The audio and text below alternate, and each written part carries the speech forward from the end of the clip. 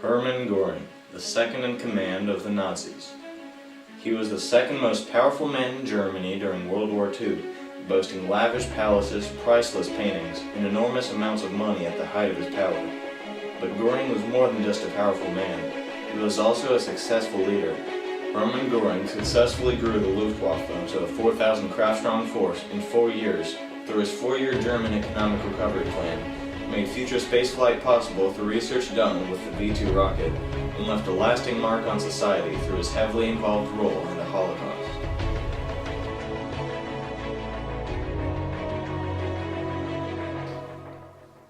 Hermann Goering was born in the quiet state of Bavaria on the 12th of January, 1893. The son of Heinrich Goering and Franziska Teffenbrunn, Hermann grew up with 4 other siblings and began an interest in the military by playing with toy soldiers as a child. Early on, this fascination with toy soldiers led Goering to become interested in becoming a soldier himself. Little did he know that that path would change the rest of his life. At the start of World War I, Hermann Goering served as an infantryman but became ill due to the harsh conditions of trench warfare. Later on in the war, after recovering, Hermann Goering transferred into the German Army Air Service. He earned the Iron Cross due to his fantastic flying abilities. Later, after the war, Goering flew airplanes and also became interested in politics and began a career pursuing those interests. It was during the first Nazi speeches where Goering first met Hitler. Sharing common interests, they quickly became friends. Because of Goering's military experience, Hitler appointed him to the commander of the Sturmblutlin, also known as the Stormtroopers.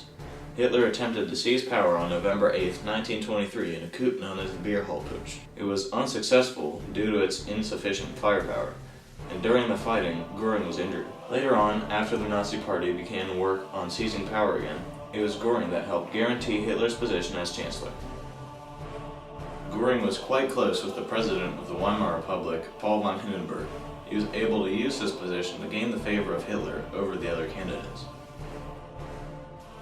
Once in power, Hitler appointed Goering cabinet minister in 1933, and then later the prime minister of Prussia.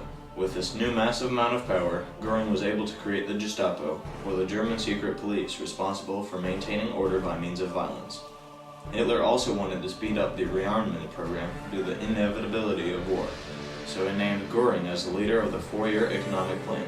It was now up to Goering to find a way to improve Germany's economy so that the military could be well funded, employment be kept at a low, and Germany be able to provide its own raw materials.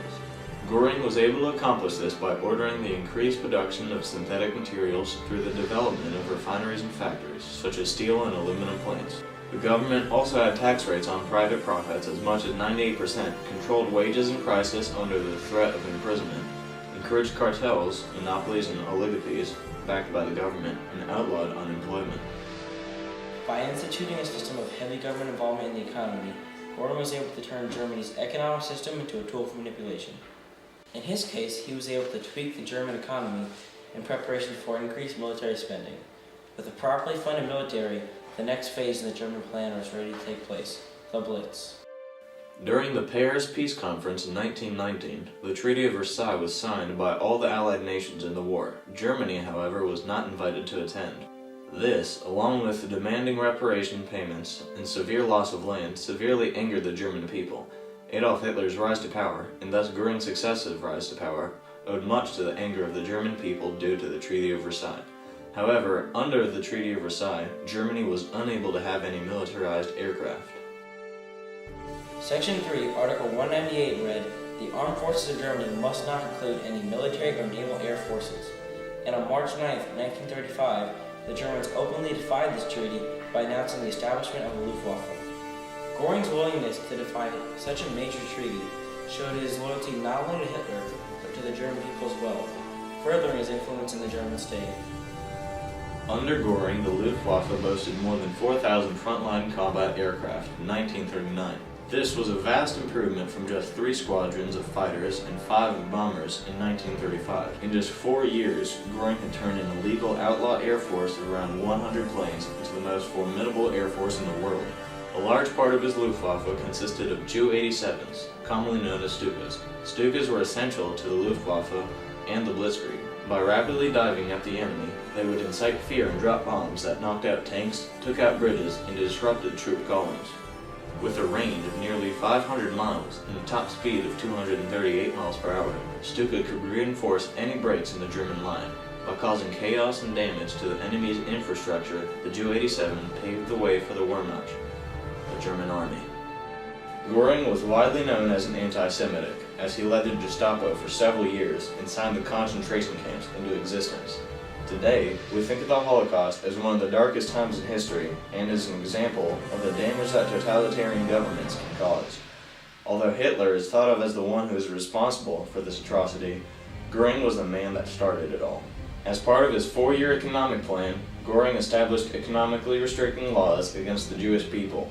He also proposed the Jews be fined 1 million marks. Originally, the Jews had been required to register all property. However, under the Aryanization, the Jews had often had their property seized and often received little to no compensation for their loss. Economically, Goering forced the Jews into submission. Later, however, his actions were put to justice. During the Nuremberg trials between 1945 and 1946, Goering was cross-examined, eventually sentenced to death by hanging. Before he could be hanged, Goering took a cyanide capsule and took his own life on October 15, 1946.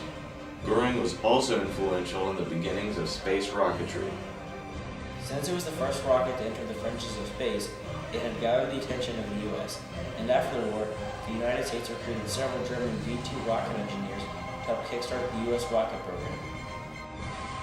As part of a growing Nazi regime, Goering was one of the most influential men of all time. A major proponent of the Blitzkrieg, he secured the success of German invasion. His role in the Holocaust not only was devastating then, but still has repercussions today. In our modern world, the Holocaust is oftentimes the only major genocide common people know, and is, by some estimates, the largest genocide in history. Today, the Holocaust serves as an example of the evil people are capable of. As the financial leader of Nazi Germany, he funded the military and decimated the Jewish population. Hermann Goering was one of the most evil people of all time, yet was one of the most successful.